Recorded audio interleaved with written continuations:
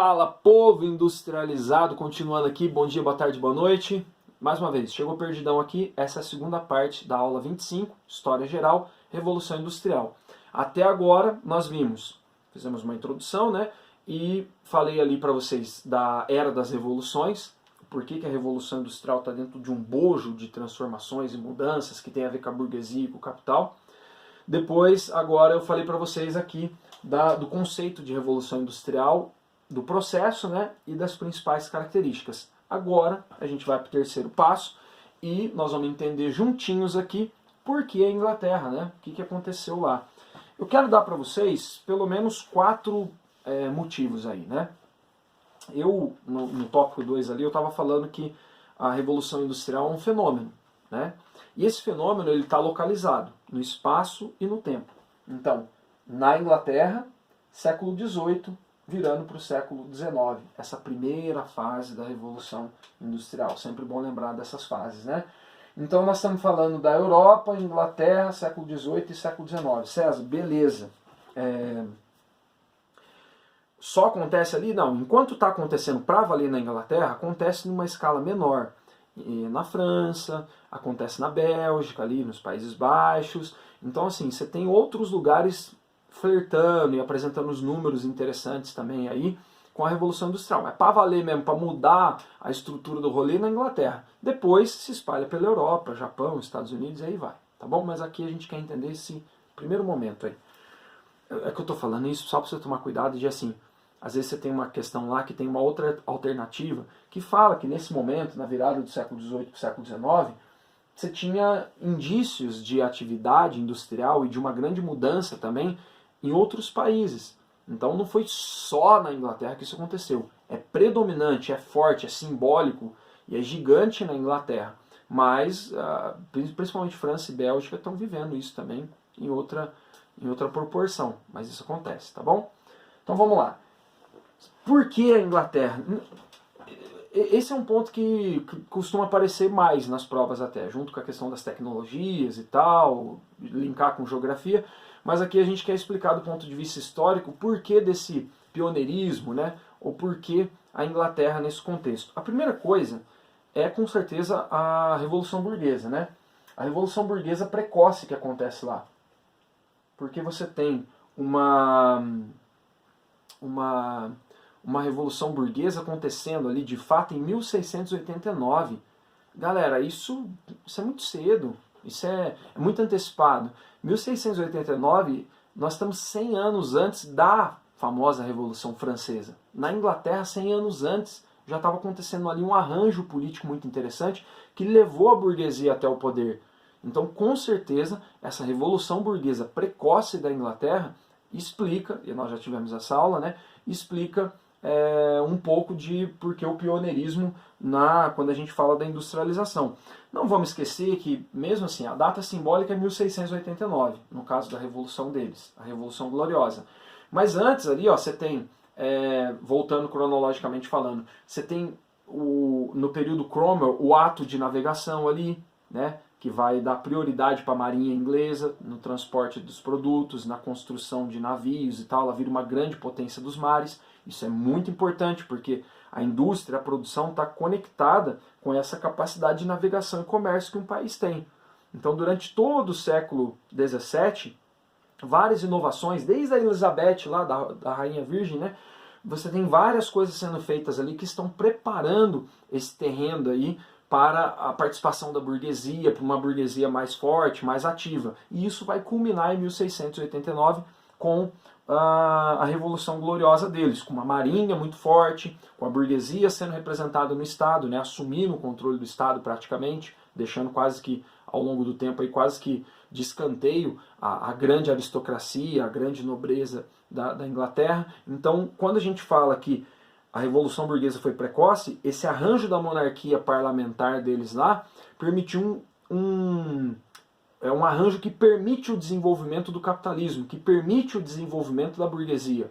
E é óbvio que isso ajuda a gente a explicar o processo de revolução industrial que vem na sequência. Esse arranjo político da monarquia parlamentar foi o arranjo necessário para que o capitalismo se desenvolvesse ali junto com a burguesia. Tudo bem? Você tem ali um recado muito cedo, né, para os nobres e para o rei, um recado que vem do povo, mais especificamente não todo o povo, da burguesia. É preciso dialogar com a gente. A burguesia tem um Estado na mão agora. Isso ajuda a entender a Revolução Industrial. Segundo ponto, existe um processo histórico também na Inglaterra de acumulação de capital. Desde guerras que foram feitas, algumas melhores do que outras, né, mas algumas guerras importantes. A condição insular ali ajuda muito nas guerras também, e com guerras você consegue acumular capital.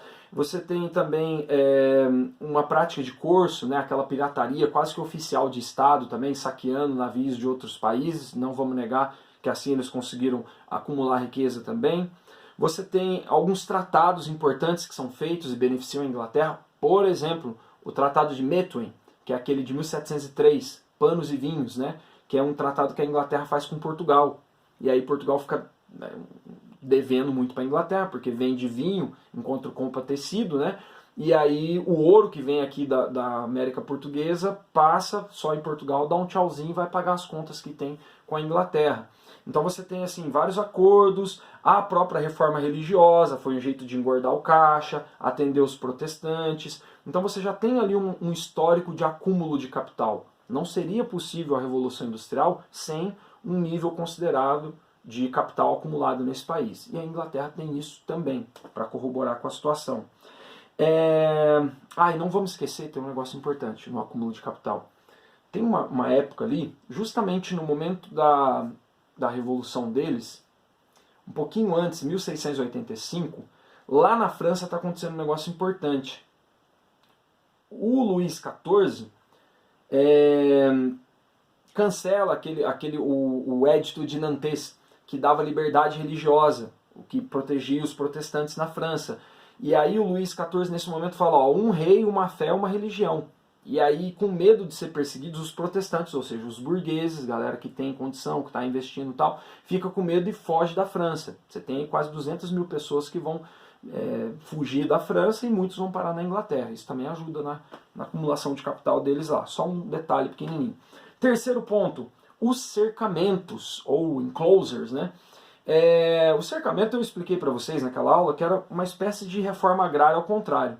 Você pega terras comunais, tira os pobres que estão morando ali, expulsa esse povo para a cidade, você tem um grande êxodo rural dessa galera indo para a cidade, e aquela terra vai ser realocada ali na mão de uma nobreza que está se aburguesando.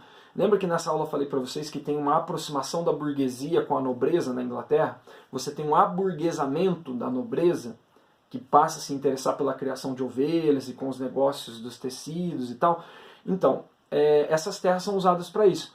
Mas, César, como que isso liga com a Revolução Industrial? Pô, presta atenção, a burguesia, junto com a nobreza, com interesse nas terras, expulsa os pobres para a cidade. E com isso se aproximam e começam a se desenvolver. Isso só é possível porque a burguesia foi tomando conta do Estado. Para fazer isso precisa de lei. E a burguesia conseguiu isso, nessa aproximação com a nobreza. Por sua vez, essa galera que foi expulsa para a cidade no êxodo rural, esse povo está chegando na cidade, uma massa de gente pobre, cara. Uma massa de camponês agora na cidade, assim, ó, esperando para ver o que vai dar. E a Revolução Industrial precisa de mão de obra. E mão de obra barata, abandonada, miserável, jogada. E esses caras que foram para a cidade, nessas gerações, né, oriundas disso, vão virar mão de obra na Revolução Industrial. Então não era possível sem esses fatores. A Revolução Burguesa, que põe a burguesia no Estado, a acumulação de capital durante o histórico aí da Inglaterra e mão de obra abundante. Isso aqui está somando bastante. E, por último, né, além desse terceiro ponto, desse exército de gente pobre que está lá na cidade para servir a indústria, por último você tem você pode colocar a própria geografia, né? Eu falei para vocês da condição insular, ou seja, o fato de ser uma ilha, a Grã-Bretanha, né?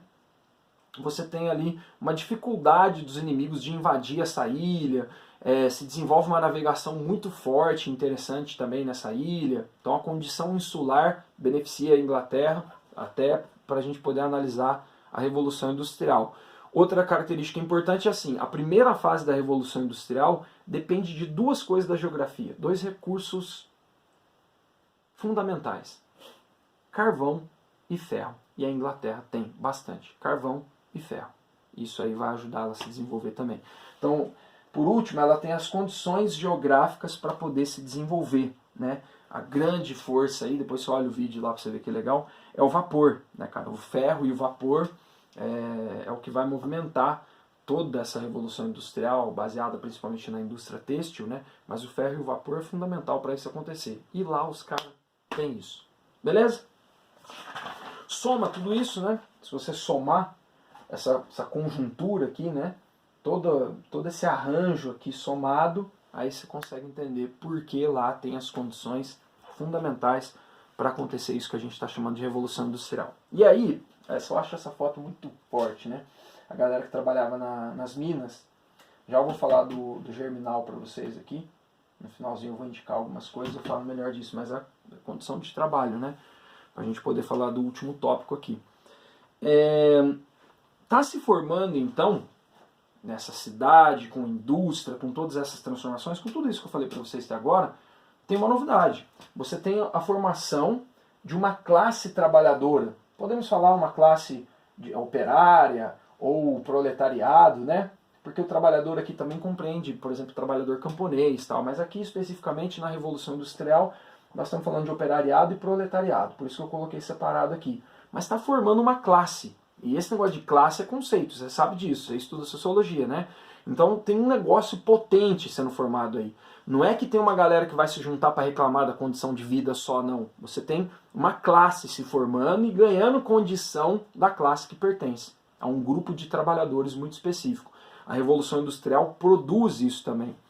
E talvez essa seja essa é a contradição das revoluções burguesas e da Revolução Industrial. É a antítese que ela produz, é o proletariado. É essa massa de gente miserável agora que não se encaixa nessa estrutura do capital, pelo menos não como a burguesia, né, com benefícios, com privilégios de certa forma, mas se encaixa com a parte dos efeitos negativos, com a exploração dentro desse processo. Essa é a classe trabalhadora, né?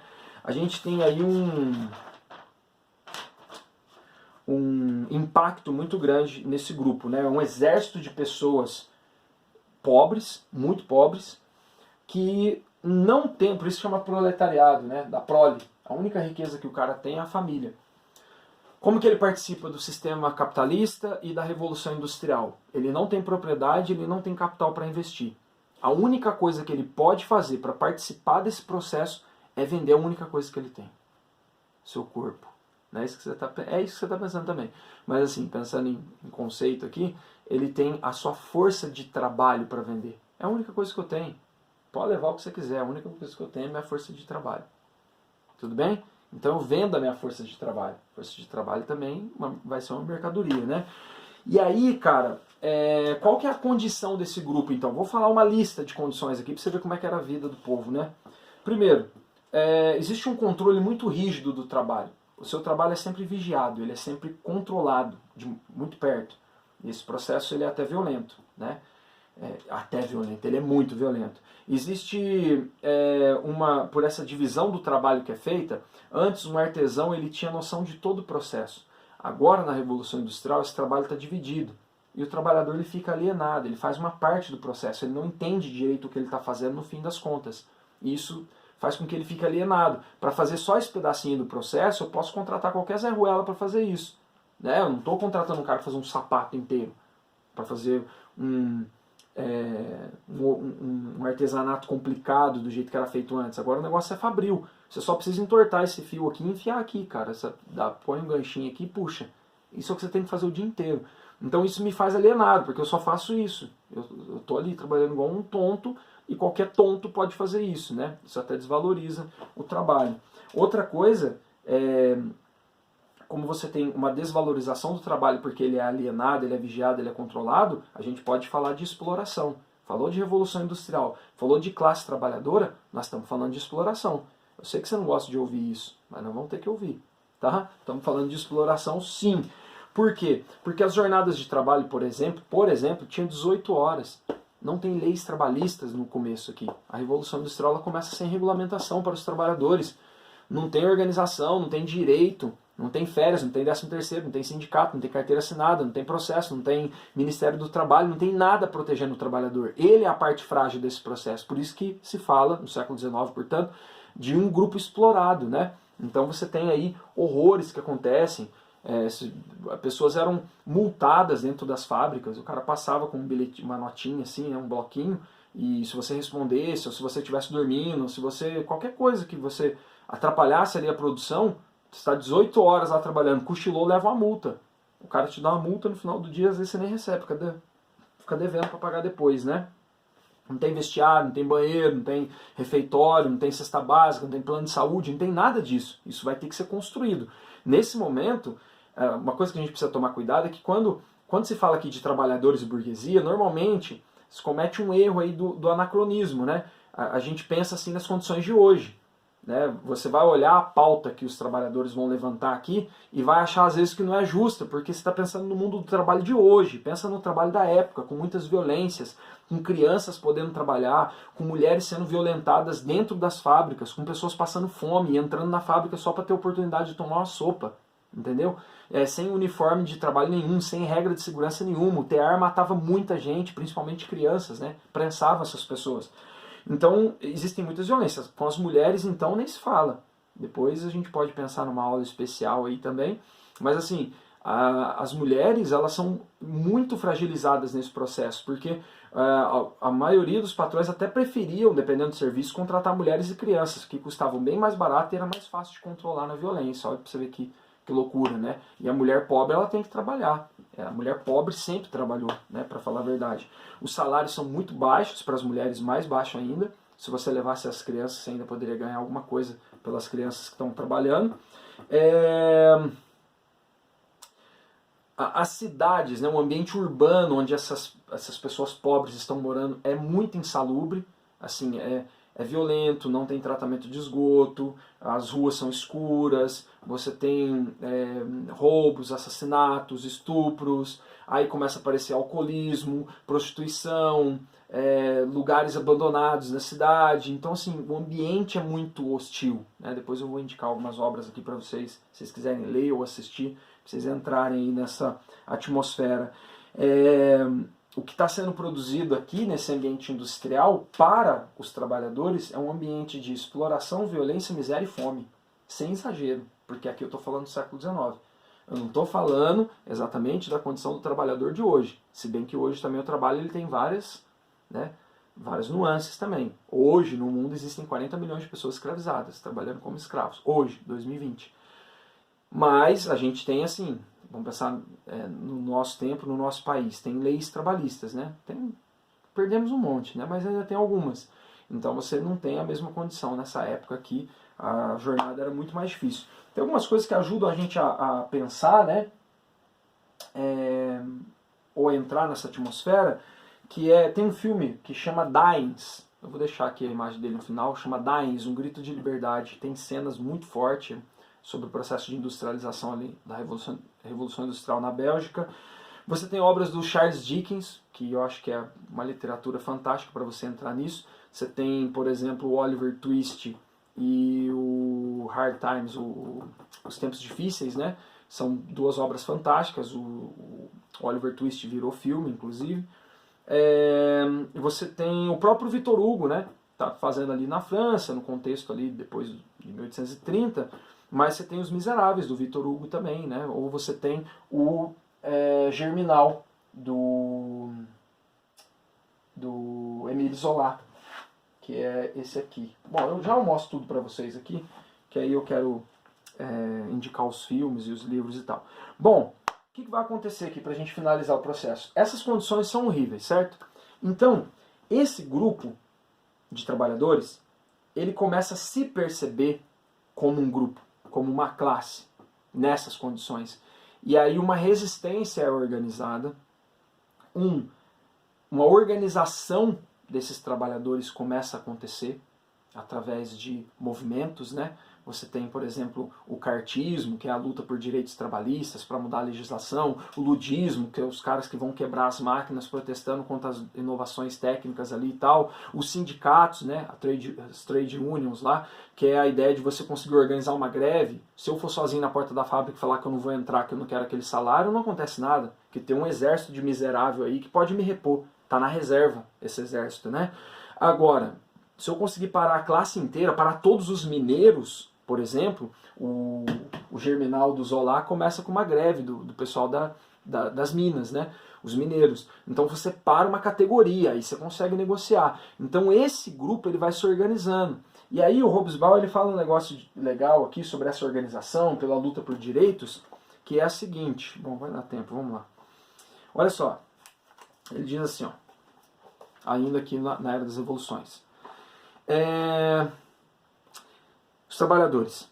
Eles tinham que trabalhar por horas ou turnos, aceitar os castigos, as multas com os quais os patrões impunham suas ordens e aumentavam seus lucros. Em áreas isoladas ou nas indústrias tinham que fazer compras, às vezes até na loja do patrão, frequentemente recebendo seus pagamentos em mercadorias miúdas, permitindo assim que os empregadores inescrupulosos aumentassem ainda mais os seus lucros. E aí ele fala assim, ó, mas para o homem livre, entrar em uma fábrica na qualidade de um simples mão, era entrar, mão de obra, né? Era trabalho braçal, era entrar em algo um pouco melhor do que a escravidão. E todos, exceto os mais famintos, tratavam de evitá-lo, né?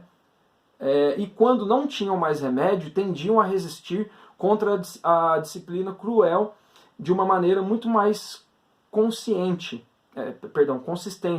do que as mulheres e as crianças. Ele está falando dos trabalhadores homens de uma maneira mais consistente do que as mulheres e as crianças. Na hora que o cara vai dar uma multa e bater lá, é mais fácil bater numa mulher e na criança do que num homem na fábrica, né? E aí ele fala assim, a quem os proprietários de fábrica davam por preferência, quando era possível, né? Aí ele fala assim que qualquer que fosse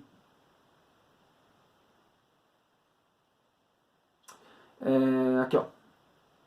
Qualquer que fosse a verdadeira situação dos trabalhadores pobres, não pode haver nenhuma dúvida de que todos eles, né, todos aqueles que pensavam um pouco mais sobre a sua situação, consideravam que o trabalhador era explorado pelo rico, que cada vez mais enriquecia, ao passo que os pobres ficavam ainda mais pobres.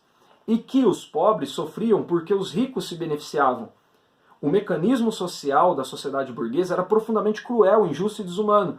Não pode haver riqueza sem trabalho, escreveu um jornal da época. O trabalhador é a fonte de toda a riqueza. Quem tem produzido todos os alimentos? O pobre e o mal alimentado lavrador. Quem construiu todas as casas e armazéns? E os palácios que pertencem aos ricos, que jamais trabalham ou produzem qualquer coisa? O trabalhador, quem tece todos os fios e faz o tecido? Quem é que faz isso? Aí ele fala assim, ainda assim o operário continua pobre, ao passo que os que não trabalham são ricos e possuem abundância em excesso. E o desesperado trabalhador rural, ainda ele cita, né, se expressava com menos clareza ainda, ou seja, a situação dele era mais profunda e pior, né? E aí, sobre o movimento, eu quero finalizar aqui, ele fala assim, o movimento operário proporcionou uma resposta ao grito do homem pobre. Só que ele alerta, ela não deve ser confundida com uma mera reação coletiva contra um sofrimento intolerável. Não é assim uma reação contra uma questão específica ali, né, intolerável, que ocorreu em algum momento da história, sem sequer com a prática de greve ou de outras formas de militância que se tornaram características da classe trabalhadora. Esses acontecimentos têm sua própria história, que começa muito antes da Revolução Industrial, essa pobreza, essa marginalização, né? O verdadeiramente novo no movimento operário, do princípio do século XIX, era a consciência de classe e a ambição de classe. Os pobres não mais se defrontavam com os ricos. Uma classe específica, a classe operária, trabalhadores ou proletariado, enfrentava a dos patrões capitalistas. A classe dos trabalhadores, do proletariado, enfrentava a classe dos patrões capitalistas. Luta de classes, né? Estamos preparando um assunto aí para frente do rolê. Tudo bem? Essa organização, esse movimento, essa luta, a gente vai continuar falando disso, porque vamos ter uma aula só de movimentos sociais no século XIX, mas já está dando para você entender? A Revolução Industrial produziu essas condições. E a galera se percebeu como de um mesmo grupo, de uma classe, um conceito, né? E aí você vai pensar assim, ô César, então peraí, deixa eu ver se eu entendi. Então, para fechar, tem a Revolução Industrial, você falou que, beleza, nunca teve essa combinação, né, essa explosão de capacidade de se organizar, capacidade de inovações técnicas, isso muda a cidade, muda o tempo, muda a vida das pessoas, muda o capital, o sistema financeiro, banco, empresa, caraca, beleza. E aí você falou que a Inglaterra, por causa dos motivos lá, entendi e tal, e a Revolução Industrial então foi um fenômeno, uma grande transformação. Só que a galera que está trabalhando na Revolução Industrial, quem põe a mão na massa e vai para as fábricas, é uma massa de gente pobre, numa condição horrível. Essa galera está sendo espremida pela Revolução Industrial, sem direito, sem lei. E aí eles começam a se organizar para poder lutar, para não serem explorados, para lutar por justiça, por direitos e tal. Sim. Aí você pode pensar assim, mas peraí, quem tocou a Revolução Industrial, ou pelo menos era a classe dominante na Revolução Industrial, era a burguesia. E aí, pelo que eu estou entendendo então das aulas, a burguesia, ela, até pouco tempo atrás, ela não estava no poder, mas ela se sentiu explorada pela nobreza, não foi? Lembra que a burguesia pagava mais imposto e tal, não tinha os privilégios, não participava do Estado e tal, e ao se sentir explorada pela nobreza, meteu o louco, falou a frase, teu cu, não, isso não é justo. Meteu o louco e assumiu o poder. É que aqui nós não vimos uma Revolução Francesa ainda, né? Mas a burguesia vai fazer isso. Tanto na Inglaterra quanto na França e em outros lugares do mundo. Então a burguesia se sentindo explorada pela nobreza, meteu o louco e mudou a história. E assumiu o poder. Sim, você está entendendo. Só que ao assumir o poder, ela consolidou o capitalismo e a Revolução Industrial, que agora usa de uma outra classe explorada, que são os trabalhadores, o proletariado. Aí você fala, então agora tem uma galera que está sendo explorada? Sim. Ah, mas se for seguir a mesma lógica, a burguesia que estava sendo explorada, meteu o louco, virou dominante e começou a explorar, talvez essa galera que está embaixo agora sustentando tudo vai se revoltar, vai fazer uma revolução e vai virar o jogo. Se você entendeu esse raciocínio e pensou assim, você está fazendo o mesmo caminho que o Marx fez. Bem, bem resumido, né? Mas é isso, é o motor da história. Opa, peraí, agora tá rolando Revolução Industrial, capitalismo? Mas tem uma galera aí que tá com o mundo nas costas, cara. E aí? Aí tem que meter o louco. E aí é inevitável que esse grupo de explorados aqui se organize e faça a sua revolução. Ou que, pelo menos, vamos pensar assim, tem um grande histórico de lutas por direitos, inclusive direitos sociais. Tá? Muito legal ter direito à propriedade, à vida e à liberdade. Mas eu quero saber da casa, da comida, da educação e da saúde. Aí o rolê vai ficar pesado para os próximos capítulos aí. Porque essa galera aqui é numerosa. Essa galera aí é pesada. Tá? E aí a gente resolve isso num outro rolê, portanto. Tudo bem? Ó, as indicações aqui são as seguintes. Vamos lá. O Oliver Twist é aqui um filme do Roman Polanski, né? Mas você... eu sempre gosto de indicar o filme também, porque assim, é legal ler. Nada vai ser igual à tua cabeça, né? E é o clássico do clássico. Mas o filme é muito bem feito, para você encurtar tempo, tanta coisa que tem para estudar. Oliver Twist, acho que é de 2005, esse filme. É a história de um menino órfão que está vivendo nas ruas de Londres ali, e ele conhece um ladrão e o cara fala, aqui para viver, aqui para sobreviver, é assim, aí vai lá. Dines é uma história da Revolução Industrial ali na Bélgica, e a condição de trabalho mesmo, assim, as injustiças você vê nesse filme aqui, muito legal. E aí tem o Germinal também, clássico, mais antigo, né? O protagonista é o Gerard Depardieu. E aí você tem, isso é baseado no livro do Zola, do Émile Zola, do Germinal, que tem, o contexto é assim, ó, é na França, não é na Inglaterra, e o contexto é uma greve, ele está analisando os trabalhadores ali das minas, né, de mineração ali, de carvão e tal. E é curioso que ele, para escrever o livro, ele foi, viveu um tempo lá com a galera, frequentou os mesmos lugares, comeu. E o livro é fantástico, é um romance, mas aí você vai vendo como que as pessoas viviam. E aí tem hora que você sente falta de ar, mano, o teu pé fica úmido dentro das minas com ele. E aí tem essa versão aqui que eu usava na escola para os mais petitinhos, mas é muito bem feita, que é a... Olha aqui que bonito esse material. Vamos, filho, tá acabando o tempo. Ó, só pra você ter uma ideia. O Etienne, né, que é o personagem. São 2 volumes esse aqui, ó. 2 volumes. Muito legal, é em quadrinhos, né? Pra você economizar um tempo também, vale a pena.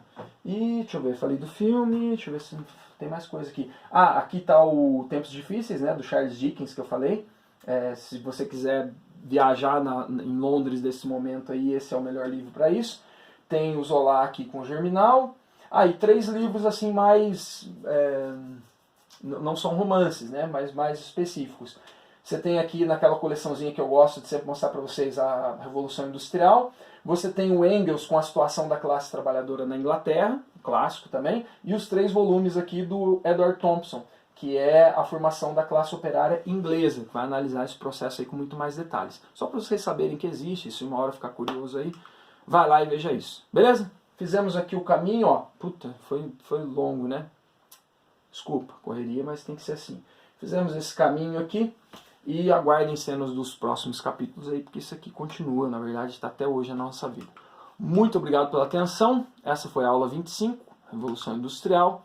Até a próxima. Bom dia, boa tarde, boa noite. Fui.